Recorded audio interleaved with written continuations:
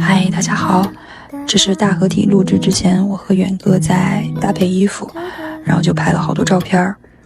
之前好多小伙伴说想要看我的穿搭，其实我也没有太多理论上的技巧，大多数时候都是凭感觉搭吧。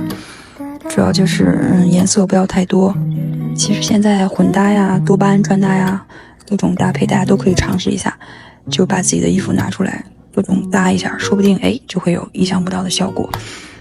这些就是我和远哥现有的衣服里，我感觉还比较好看的一些搭配，然后就剪下来，先跟大家分享一下吧。